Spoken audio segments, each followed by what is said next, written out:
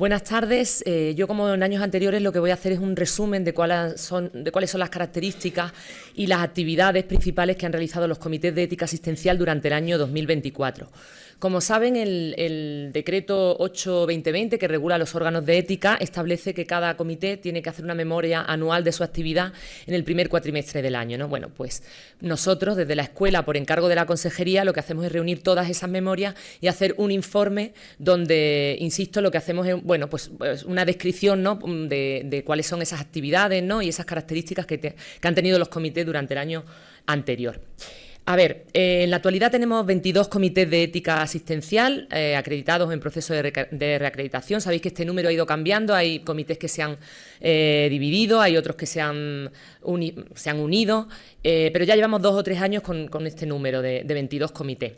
Si todos los años hablo de que entre la actividad, ¿no?, que realizan los comités hay mucha variabilidad, pues este año especialmente, porque hay muchos comités que nos cuentan que debido a la falta de personal en algunos centros, los traslados, pues se ven en situaciones que pues hay vacantes que cubrir, el comité se deshace porque hay varias personas clave del comité que se tienen que ir, y además si cumplen determinados perfiles, pues a lo mejor un médico o una enfermera es más fácil de encontrar, pero si se va el jurista, a lo mejor es más difícil de encontrar un jurista que esté dispuesto a formar parte del comité, ¿no? De manera que todo esto implica pues un proceso de hacer una convocatoria pública, hacer un proceso de selección, de nombramiento de los miembros, y esto a los comités pues les lleva mucho tiempo y a lo mejor pues no están dedicando el tiempo a lo que sería la ética asistencial, ¿no?, sino más a estas cuestiones. De manera que, como veis, ¿no?, pues hay... En el 2024 nos habéis contado que había 346 personas implicadas en los comités de ética asistencial, pero hay comités que nos han dicho que solo han podido contar en ese año con 6 miembros para hacer las cuestiones más básicas, cuando el decreto establece que el mínimo deben ser 10 miembros, y otros que cuentan hasta con 29, que de hecho tuve que llamar al comité y preguntarle, ¿de verdad sois 29? Y me dijo, sí, y trabajan todos, o sea que como el decreto no marca un número máximo, pues no habría problema. Bueno, como sabéis, una de las funciones que tienen los comités de ética asistencial es, cuando hay que hacer la extracción de órganos de donante vivo, pues los comités de ética asistencial tienen que emitir un informe respecto del libre consentimiento de la persona donante, ¿no?, y de los demás requisitos que se establezca en la ley. Desde hace varios años en Andalucía, los comités de Andalucía, de los 22 hay 5 que tienen una subcomisión de trasplante de donante vivo, ¿vale? Estas subcomisiones están formadas por entre 3 y 8 miembros. En total hay 23 personas de los comités que forman parte de estas subcomisiones, y durante el 2024 pues realizaron 41 reuniones para evaluar 50 casos sobre el libre consentimiento para la extracción de órganos de donante vivo. Desde el año 2021, que se aprobara la Ley Orgánica de Regulación de la Eutanasia, los comités de ética asistencial, pues porque lo veían y porque llegaban también consultas y por su práctica, ¿no?, también como profesionales, vieron la necesidad que tenían pues muchos profesionales y también la ciudadanía, la población general, de apoyo, ¿no?, de asesoramiento para cuestiones relacionadas con esta ley, ¿no? En el año 2013 este número además ha ido aumentando. En el año 2024, ha habido 13 comités que han tenido designadas a una o varias personas como referentes en cuestiones relativas a la eutanasia, ¿no? En total hay 24 miembros de los comités de ética asistencial que dentro de los comités actúan como referentes. Decir que esto es diferente de los equipos referentes del ORE, que no sé si habéis oído hablar de ellos también, que se están creando en los centros. Sí que es verdad que algunos de estos equipos referentes la mayoría seguramente cuentan con miembros de los comités de ética asistencial, pero no a lo mejor todos o no necesariamente, ¿no?, aunque sería lo ideal. La diferencia, pues dentro del comité del comité de ética asistencial sí que se hace pues formación, se asesora cuando llega un caso o si se preguntan consultas más genéricas, pero los equipos referentes un poco la función que tienen es asesorar a profesionales que vayan a participar en procesos de eutanasia sobre, pues desde la objeción de conciencia, los circuitos, el procedimiento, todas las cuestiones, ¿no?, la problemática o las soluciones que requieren un caso donde se vaya a realizar la objeción de conciencia, la eutanasia, perdón. Son equipos que están conformados por profesionales de medicina, de enfermería, de trabajo social y de y de atención ciudadana. Además, quería comentaros que el día 22 de octubre se van a realizar aquí en Granada las primeras jornadas de referentes de la prestación de ayuda para morir, ¿vale? Entonces, simplemente pues para que lo sepáis, ¿no? Aquí en la escuela se van a realizar estas primeras jornadas. Bueno, el decreto establece también que los comités, cada comité tiene que tener un mínimo de 4 reuniones ordinarias al año.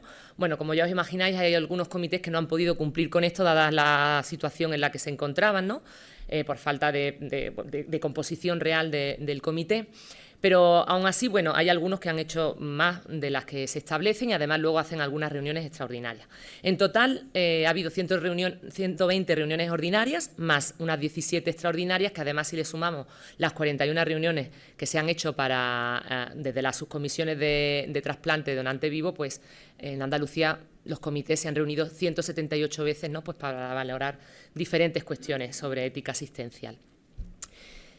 Saben también que el decreto se ha nombrado antes, ¿no? Establece la posibilidad de que dentro del comité haya una o varias personas que estén designadas como consultoras.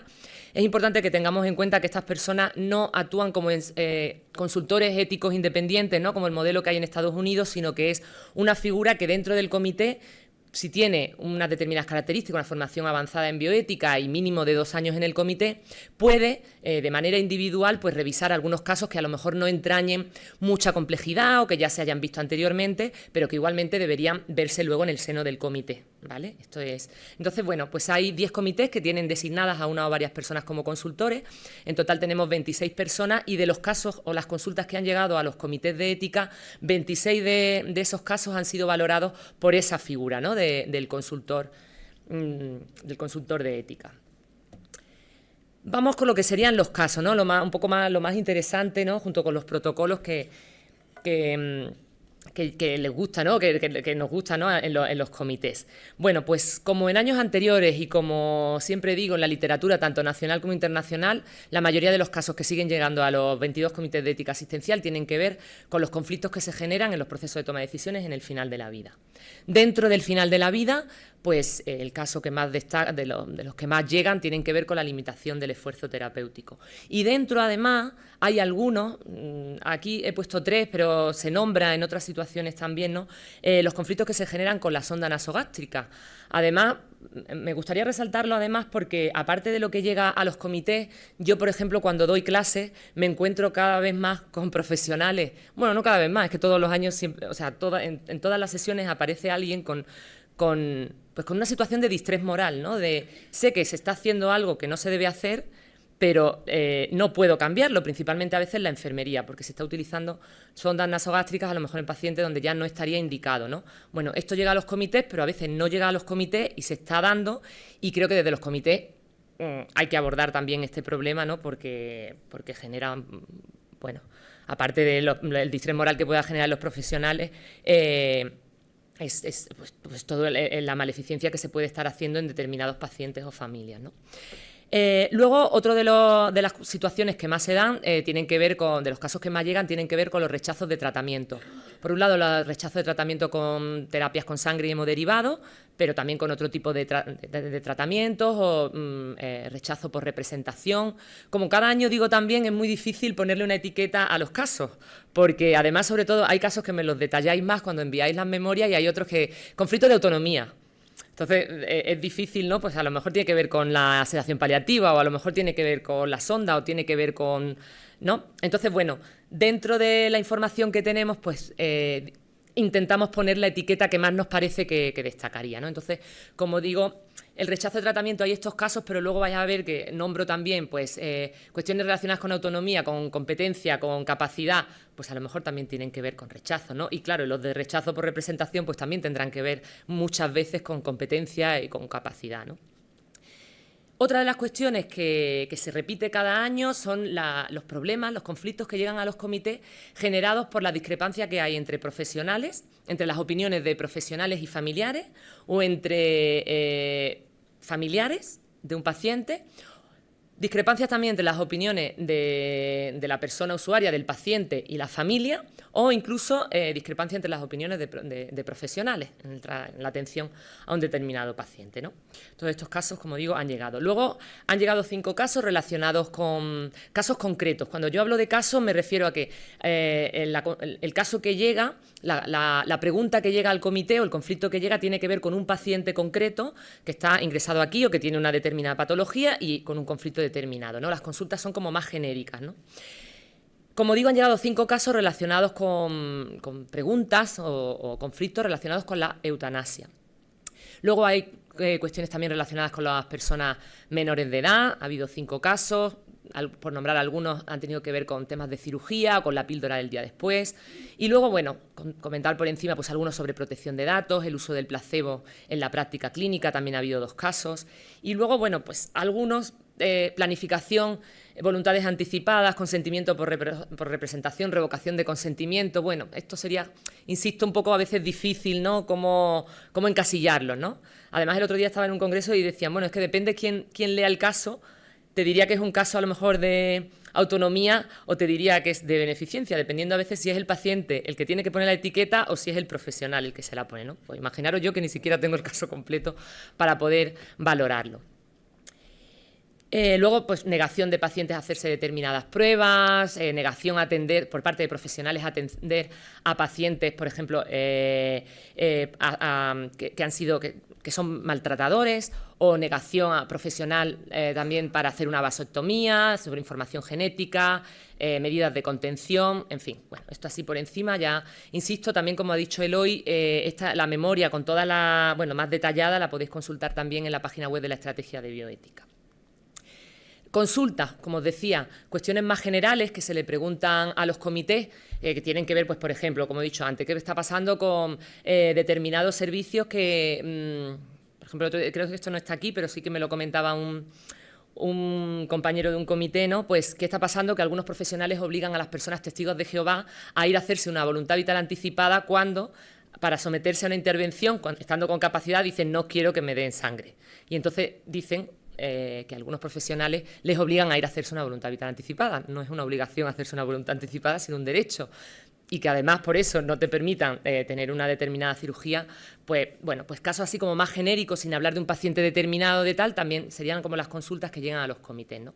Entonces han llegado algunas sobre consentimiento informado y trasplante de órganos, sobre ética empresarial y los visitadores médicos, sobre, bueno, ética organizacional también, ¿no? Cierre de un área pediátrica, investigación, objeción de conciencia y vacunas, que también ha habido situaciones de profesionales que se niegan a poner determinadas vacunas a ciertos pacientes, ¿no? Ha llegado un caso y creo que otro, no sé si es que ya es de este año, por eso no está aquí. Bueno, en total, pues ha habido 17 comités que han recibido un total de 68 casos. Hay mucha variabilidad, pues algunos 0 y otros llegan a recibir hasta 16 casos.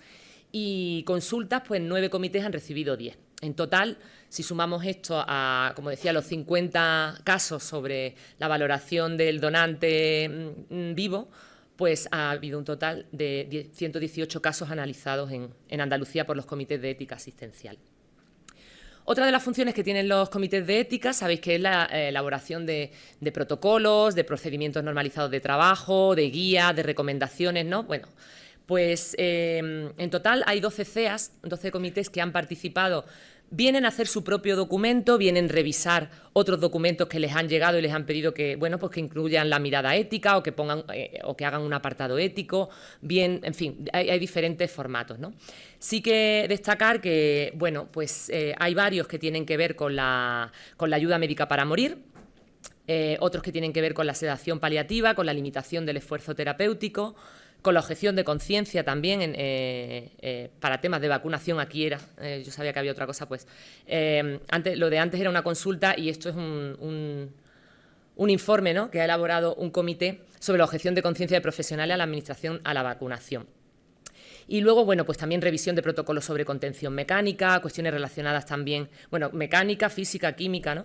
Y cuestiones también, algunos protocolos y recomendaciones relacionadas con las voluntades anticipadas, con la planificación anticipada, etcétera. La investigación, bueno, pues es poquita. Los comités de ética asistencial Como comité hacen prácticamente ninguna investigación. Sí que es cierto que algunos miembros de los comités pues forman parte de algún proyecto de investigación o han tenido alguna iniciativa, ¿no? Y hay 6 comités que sí que nos refieren que, bueno, pues están o participan, o incluso hay algún investigador principal también, creo recordar, que están en proyectos de investigación tanto competitiva como no competitiva. Otras de las actividades que hacen los comités de ética, bueno, pues aparte de la formación, que ahora os comentaré alguna cosa por encima, pues muchos miembros, ¿no? Esto suele ser más, insisto, a título individual de miembros de los comités que como comité, pero bueno, pues algunos miembros pues hacen publicaciones, participan en congresos, en jornadas, en talleres, revisan artículos en revistas, participan en grupos, en comisiones y muchos además son docentes en la universidad, ¿no? Por lo que aparte de la formación externa que hacen, bueno, pues con la ciudadanía o con otros profesionales también de manera reglada en la universidad también participan, ¿no? Y por supuesto, como siempre, los comités de ética asistencial, todo desde la estrategia de bioética y desde la escuela, cuando os pedimos colaboración, la verdad que yo todavía no me encontraba a nadie que me dijera que no en todos los años que llevo, así que, como siempre, gracias, ¿no? Porque siempre pues habéis participado en los procedimientos normalizados de trabajo, en las jornadas, en el comité científico en las jornadas, en las actividades, en las de planificación, ¿no? En todo aquello que os pedimos, siempre estáis más que dispuestos. El tema de la formación, pues muy variada también. Hay desde sesiones clínicas que duran media horita hasta cursos más largos. A ver, desde la formación interna es la que llamamos la que reciben los propios miembros de los comités. Los comités tienen, ¿no? El decreto también lo establece, que tienen que tener una formación continuada y actualizarse, ¿no? Siempre en cuestiones de bioética, ¿no? Entonces, bueno, pues hay 22 comités que sí que han realizado los 22, siempre hay alguna persona o varias que siguen con esa formación interna, y luego solo 16 de los 22, pero bueno, los que faltan son un poco esos comités que no han podido estar completos durante ese año, que han realizado también formación, como digo, muy variable a otros miembros, a otros profesionales, de sus centros adscritos, ¿no? De sus centros sanitarios adscritos, o de la ciudadanía, de población general. Como digo, aquí los formatos son muy, muy variados, hay desde sesiones clínicas a cursos más largos, seminarios, jornadas, de todo, ¿no? Y los temas principales, pues principalmente el final de la vida, y además es lógico, si además las principales demandas, ¿no?, tienen que ver con el final de la vida. Voluntades anticipadas, planificación anticipada, mucha formación. Yo he notado, sí que lo he notado en años anteriores, pero este año especialmente ha habido mucha formación relacionada con la ayuda médica para morir. Hay necesidad, los profesionales tienen dudas y los comités pues intentan hacer sesiones para ayudar. Y luego la difusión, pues claro, es difícil que la gente consulte los comités cuando la mayoría de la gente tampoco sabe que tienen un comité disponible y cuáles son las funciones que tienen. Pero es que desde los comités se hace poca difusión, y igual desde los centros sanitarios tampoco, que es alguna de las quejas, ¿no?, o de las propuestas de mejoras que proponéis, ¿no? Por ejemplo, ya por ir terminando, pues nos decís que hay que proporcionar recursos para poder realizar una difusión más eficaz. Pues a veces es necesario que el comité tenga apoyo de la gerencia o de otros profesionales para que realmente haya una sesión donde haya público y puedan realmente hacer una difusión real, ¿no?, de cuáles las funciones y de en qué pueden ayudar al resto de profesionales, a la ciudadanía, a los comités, ¿no? El tema de favorecer la accesibilidad al comité mediante circuitos y protocolos, estimular las consultas al comité, aumentar la incidencia, conocimiento y servicio de los consultores éticos de cada centro, de cada comité, fomentar el trabajo que tienen las subcomisiones, conseguir infraestructuras físicas, la sala de reunión, soporte informático, documentación, papelería, fomentar la participación de los profesionales en los comités, el reconocimiento de los CEAs por parte de los equipos directivos. Pues esto que comentaba antes Eloy, ¿no? Algunos comités se quejan de que no solo es que no te den el día libre si te has tirado toda una mañana trabajando en el comité, es que a veces te tienes que desplazar a la sede administrativa del comité y te las ven negras para que te paguen esa gasolina, ¿no? Y que muchas veces los comités están trabajando, haciendo estas reuniones fuera de su horario laboral, o no les dan el día libre porque no hay quien lo sustituya. Bueno, ya entendemos que la situación es complicada, pero bueno, pues hay que intentar que se cumpla lo que se recoge en el decreto y que los derechos de los profesionales que están trabajando en los comités, ¿no?, pues puedan cumplirse. Y luego otra de las propuestas de mejora de las que habláis los comités es que se promueva la investigación científica en bioética, para así poder vosotros también presentar proyectos, etcétera. Y ofrecer formación continua a los miembros de los comités. Demandáis siempre que haya una formación específica para los comités. Y nada, como os decía antes, toda esta información está disponible en la web de la Estrategia de Bioética, en la parte de Comités de Ética Asistencial. Los informes de los que ha estado hablando hoy están en la parte de Comité de Bioética de Andalucía, todos están abiertos, públicos, descargables. Y bueno, también vamos colgando ahí las noticias de próximas jornadas o eventos o cosas que vamos haciendo, que los comités cuando nos comunicáis, por ejemplo, Almería, hace poco tuvimos las jornadas en abril, creo que fue, y bueno, pues también lo intentamos publicitar aquí, ¿no? Entonces, si vais a hacer alguna actividad o algo y queréis que se publicite en la estrategia, me podéis contactar y nosotros lo subimos a la web, ¿vale?